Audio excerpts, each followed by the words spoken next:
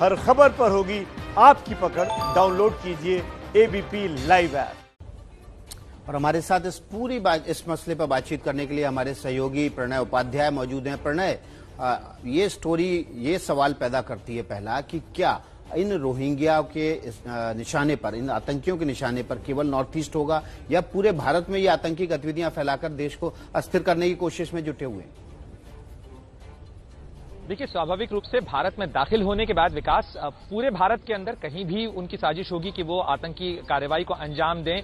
और ये कोई पहला मौका नहीं है जब इस तरीके की कोशिश पाकिस्तान या आईएसआई की तरफ से की गई है। कभी बांग्लादेश को इस चीज के लिए ट्रेनिंग ग्राउंड बनाने की कोशिश हुई, इसके अलावा म्यांमार के अंदर हुई।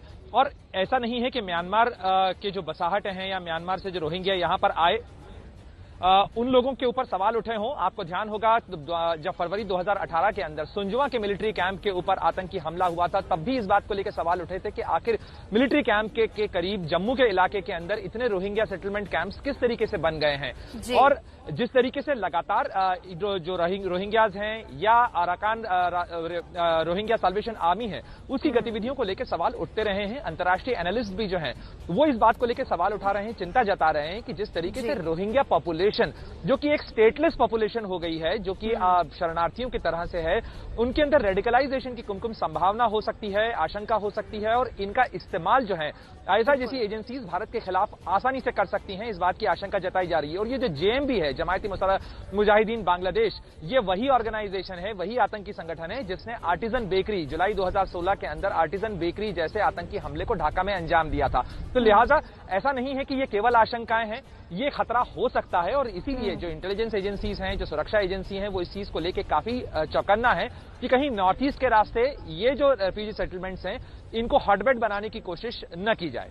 बिल्कुल। और हम पाकिस्तान का एंगल तो ढूंढ ही रहे हैं, जाहिर तौर पर ये तो सबके सामने है प्रणय, लेकिन एक एंगल चीनी भी है, क्योंकि वन रोड वन बेल्ट पर चीन एक बहुत बड़ा साझेदार है और उस साझेदार में म्यांमार, उसकी सबसे बड़ी जरूरत है।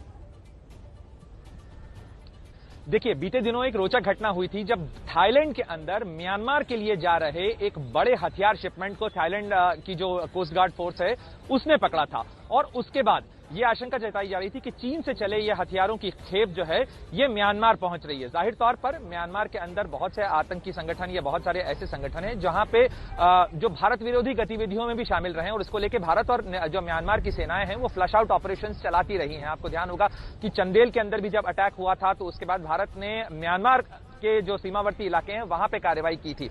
इसको लेके ये जो हथियारों का शिपमेंट पकड़ा गया था कुमकुम, उसको लेके भारत की जो राजदूत हैं वहां पर थाईलैंड के अंदर, उन्होंने मुलाकात करके थाईलैंड पुलिस से भी इस चीज के अंदर जानकारी मांगी थी कि आखिर ये हथियार कहां जा रहे थे और कहीं इन हथियारों का इस्तेमाल भारत के नॉर्थ ईस्ट के इलाके में जो सक्रिय उग्रवादी संगठन है उनको देने के लिए तो नहीं किया जा रहा। यानी ये नेटवर्क और एक्सेस विकास काफी समय से जो है ये सवाल खड़े कर रहा है, ये एक खतरे की घंटी बजा रहा है। और इसीलिए सुरक्षा एजेंसियां इन दिनों इस चीज को लेकर खासी सक्रिय हैं। जी, बहुत बहुत शुक्रिया प्रणय आपका। इस पर जो भी अपडेट होगा हम आपको आपसे लेते हैं।